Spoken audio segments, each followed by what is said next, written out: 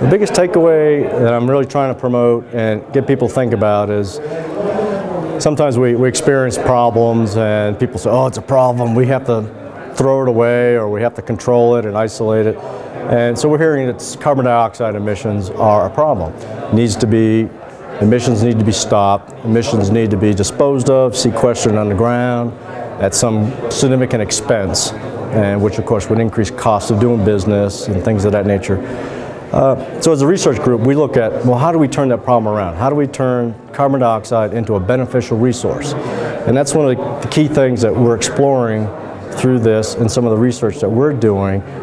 A fuel cell provides a nice clean stream of CO2. We can use it for the food and beverage industry for CO2, for carbonated beverages, for dry ice production, for shipping food and things, but we can also use biological processes to convert that into a bio-crude oil, which then can be made into synthetic diesel, paints, lubricants, or even biopharmaceutical products.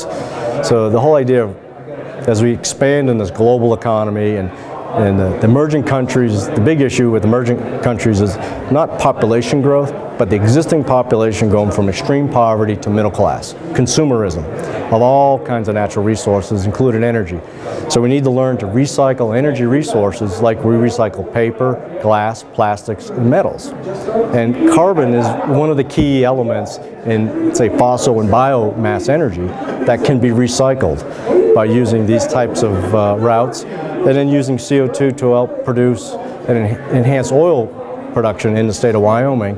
It makes that CO2 capture an actual economic income resource rather than a disposal expense. So when do people think about CO2 can be an economic enabler and it can be a beneficial resource? Yeah, it's an interesting integration where very energy intensive industries are having to deal with lowering their energy costs. Cost of energy is just going up and up.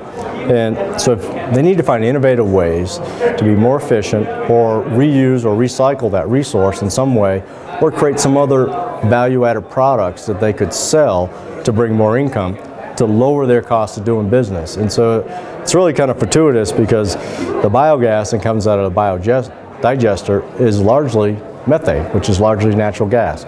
So there's an immediate replication opportunity in Wyoming for any energy intensive company, whether it be a large data server, data center, or a manufacturer that uses natural gas for energy, for thermal energy and heat for making products.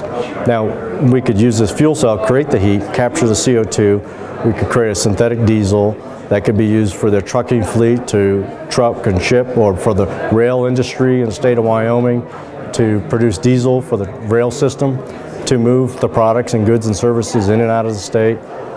So yeah, it opens up a whole lot. And one thing that was very exciting about working with Microsoft is sometimes large companies can be, by natural, their business model, they're kind of risk averse. And so they have to take little steps. This research component that Microsoft has set up is willing to explore all variety of things, and they want to get all ideas, all possibilities on the table, see how they play out and evaluate them, and see what will get the greatest benefit overall. And the fact that Wyoming had already been funding a lot of clean energy, clean conversion, clean coal, how to better utilize CO2 and treat CO2 and develop the technologies, became a really good synergistic fit to explore those together. So just having that conversation allowed all that to come forward.